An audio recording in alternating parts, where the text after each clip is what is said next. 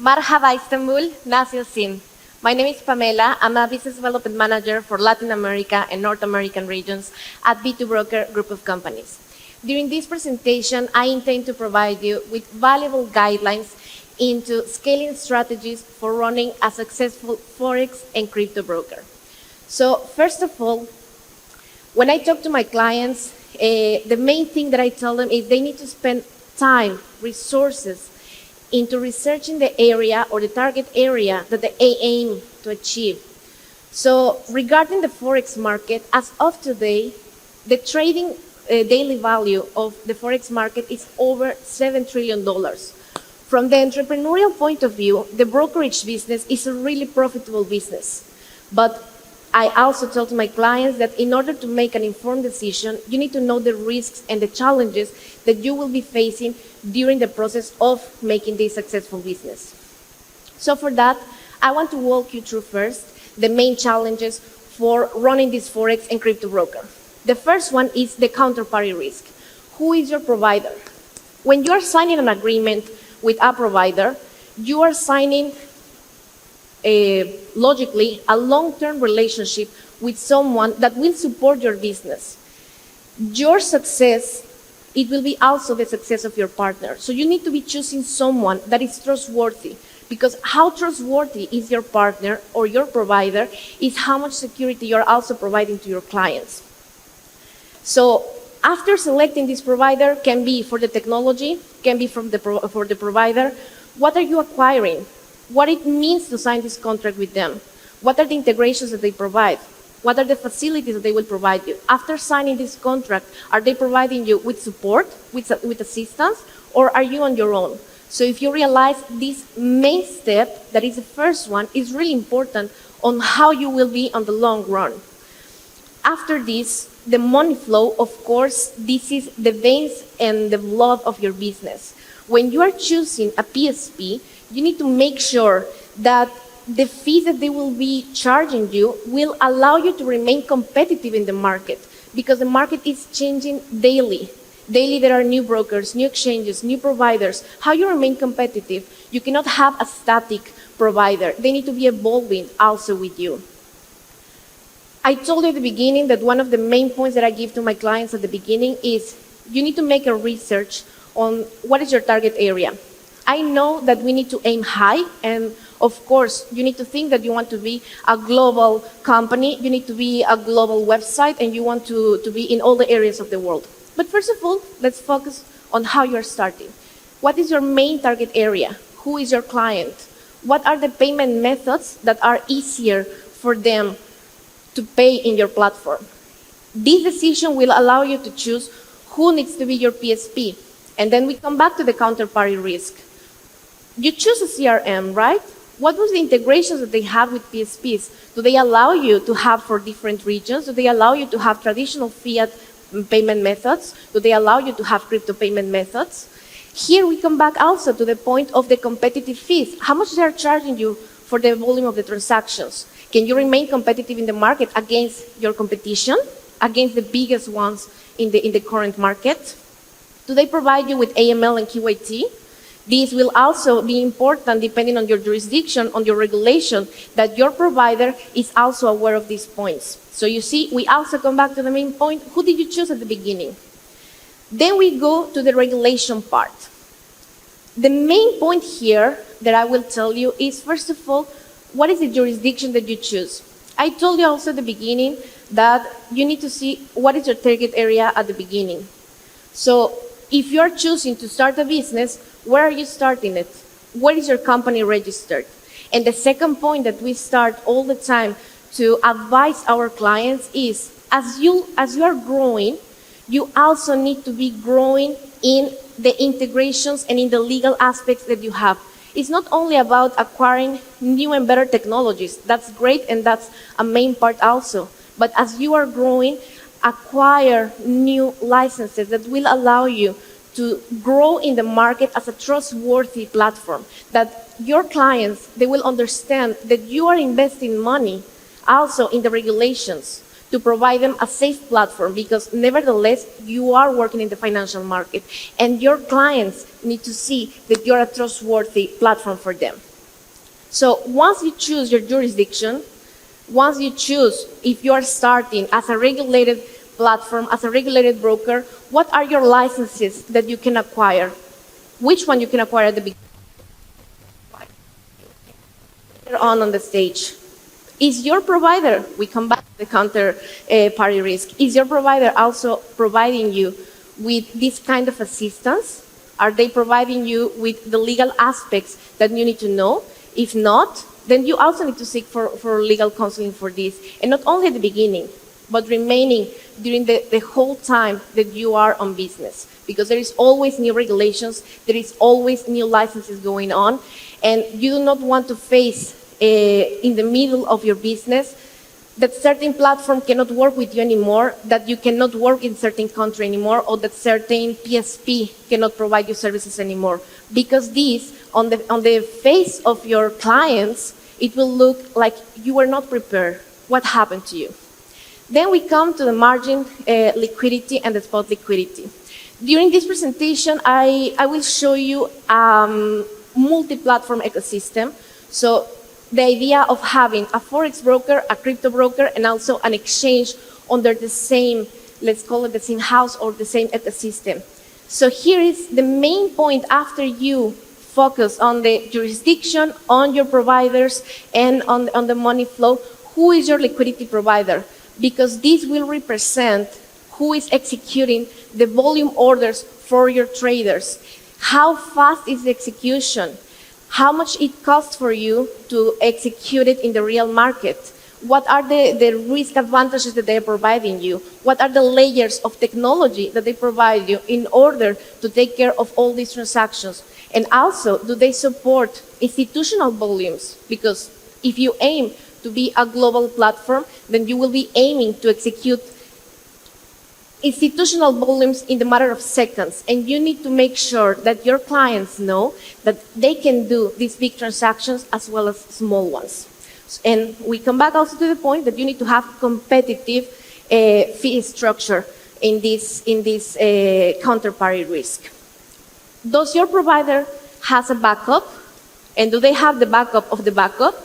Because again, it's a financial market, and you need to provide safety in all of this. So now I will show you a case study in regards of the counterparty. In the first case that we can see here, you have only one liquidity provider that has no aggregation, and you have several trading platforms. What happens when you have a liquidity provider with no aggregation? First of all, you are facing that this provider can only give you certain prices, and you are not sure if they will be able to execute the volumes that you will be given and the prices that they will be giving you at that time. Then you have several platforms. You have all the PSPs that you selected for your target area. You have a good system of CRM with good integrations, and you also give yourself the task of acquiring different trading platforms, which is great because then you are trying to get into different markets, because there are different traders that prefer different strategies on the different platforms that can be using different even bots for that. But then if your liquidity provider cannot keep up to the task of executing the orders that you are receiving from all these trading platforms, that you are facing a problem. Then in the second case, you have a single trading platform and you have several liquidity providers. Great. You saw that the first case was not the best option. If you have only one liquidity provider with no aggregation, then you need to get several liquidity providers to make sure that all the assets that your traders are trading, you can execute them at a good price for you and for them. But you have only one trading platform. You don't know what is going to happen tomorrow. We come back to the part of the jurisdictions and the counterparty risks. You don't know if tomorrow this platform cannot provide you service anymore. What are you going to do with the assets and the open operations of your traders? How you're going to face them? What if tomorrow, and we are not giving any names, but what if tomorrow this platform is not available on certain trading platforms, like, for example, mobile versions or web versions or certain applications? What if your jurisdiction is not good for them anymore? It's not that easy or quick to acquire a new jurisdiction or to acquire a new license that will allow you to remain with that platform. You may not have time enough, and your clients they are not going to care about that. They are not going to see that legal struggle on the backside, and they shouldn't, because you should be taking care of this on a seamless way for them to trade only. So in these both cases, we're seeing that in both of them you're having risks. In both of them you're running a business, but in both of them you are having different risks. What will be better? The better option will be to have several trading platforms, first of all, as I told you, because you can acquire different markets, different traders. You are also not facing the issue of one of them stopping working, and then you cannot provide anymore the service. So several trading platforms, as much as you can acquire, and of course, we come back also to the point of making your research. What are the platforms that your traders trade the most? In your target area, what do they prefer? And do they prefer mobile application? Do they prefer web version? And so on. So several trading platforms, that's okay. And then for the liquidity part, you need a trustworthy liquidity provider with aggregation. Now let's see how it looks, the ecosystem of this scalable business. What is the approach that we are taking?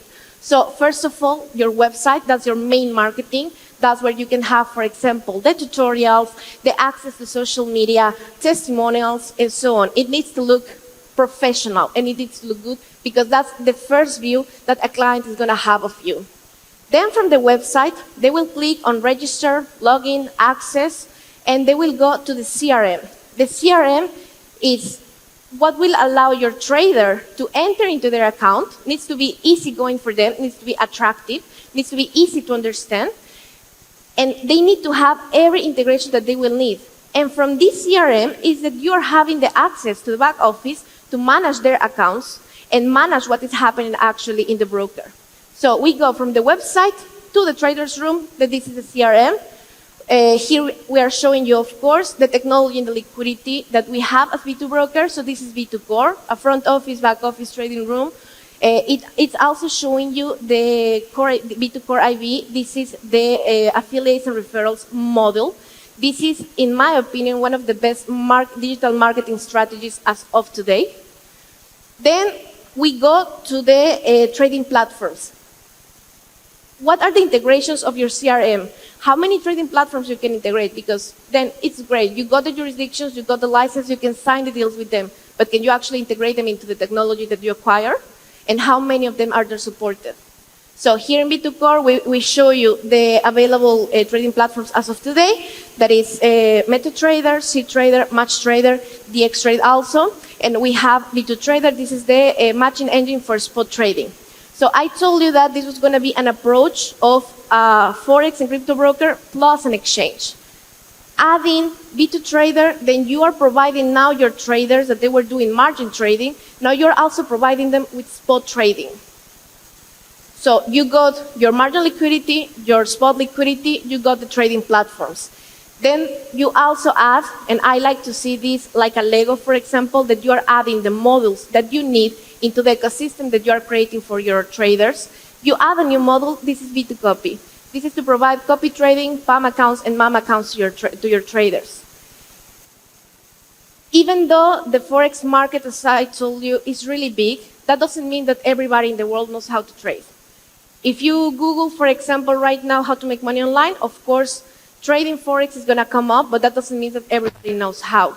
And it's not the most difficult thing for a broker to acquire new people, but the most difficult thing is how to keep them in your platform, because they may deposit money, but if they lose it, they may blame you, thinking that this was not the correct way to go.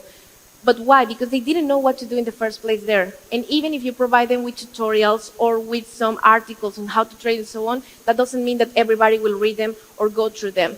But if you provide them with a tool for them to copy from a master, then you're giving the possibility not only to the seasoned traders to come to your platform, you're also giving the possibility to people who doesn't know about this, but has heard that this is a good business, it's a good way, oh, it's interesting, and so on.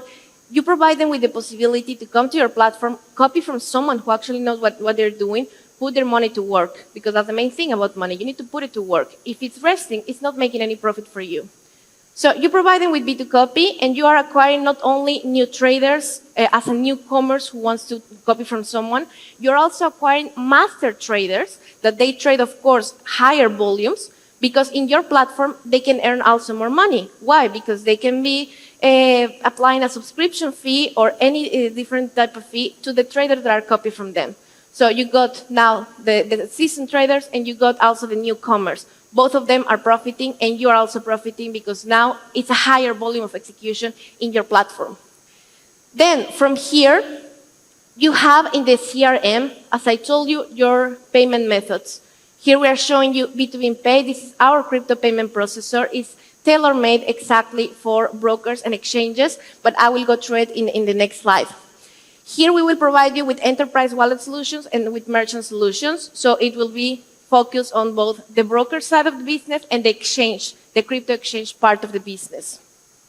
Then, of course, the CRM has all the integrations that you need for your traders, like the different PSPs, as I told you, for the different regions that you will be aiming, the different KYC providers, and the different, of course, third-party integrations that you may be needing. How do they work?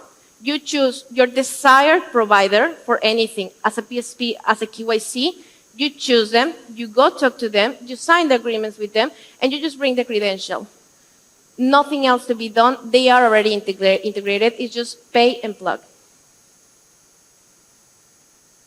Then the last point about this ecosystem approach, and here is the most crucial part, is the liquidity that you are giving to your traders. What is the liquidity connected to these trading platforms? And how you aggregate liquidity and how you connect it to the different platforms. We have also integration with different aggregators as 1.0, Marksman Hub for the part of the crypto exchange, Prime XM, Centroid, tools for brokers. And here we will provide you with 7 types of different assets under this ecosystem that I'm showing you. 7 types of assets. We will provide you with Forex, indices, commodities, crypto CFDs, single stocks, and so on. As a part of crypto CFD, actually, we are right now, probably in this floor, the largest crypto CFD provider. So we come back to the point, who is your provider? Who are you choosing to sign agreements with? And how that helps your ecosystem to grow. Now, for the liquidity that I was mentioning you, from where we create this aggregation of liquidity for the seven types of asset classes. So we provide you liquidity from Tier 1 banks, financial institutions and non-financial institutions, prime brokers, exchanges, OTCs, and so on. We aggregate the liquidity from all these different venues to provide you into single margin account that can be differently denominated fiat or crypto, to provide you into single margin account this liquidity, and we provide you also the option of different aggregators to choose how you're connecting this liquidity into your platforms with different integrated platforms that you can choose, either a fixed API, a bridge, a gateway, a hub-to-hub, an X-core-to-X-core, all the different connections that you will be needing for this broker and crypto exchange to be successful. Now, coming back to B2 Core that I told you, the CRM, the front office, back office, and trading room.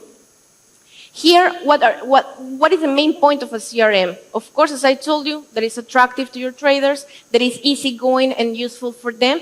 But what is the point of getting a white label solution? Of course, many platforms, they aim to create their own technology. But creating your own technology takes time, takes resources.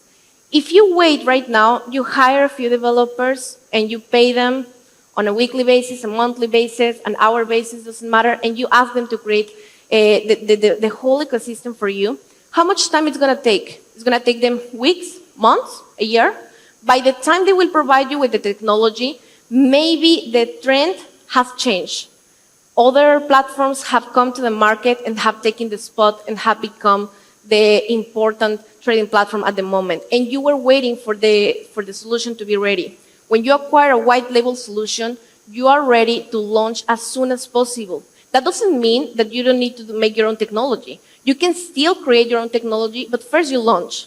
You create community. You create a name. You are branding this. And then You can continue developing your own technology, continue working on your licenses, jurisdictions, and so on. And every time you change something, you use it as a marketing tool. We updated the technology. We updated our legal options. Now, the B2B Pay part, this is a crypto payment option. I told you there were two versions, one tailor-made for the brokers and one tailor-made for the exchange, crypto exchange part. Point is, you have an auto conversion. All the incoming crypto transactions are getting converted to either a fiat or a stable coin or a crypto. So euro, dollar, USDT, USDC, or Bitcoin. Incoming transaction via crypto converted into fiat or stable option. Then the enterprise, you can integrate your custom tokens into this exchange, and it's perfect for the crypto exchange part, perpetual brokers, wallet providers, and so on.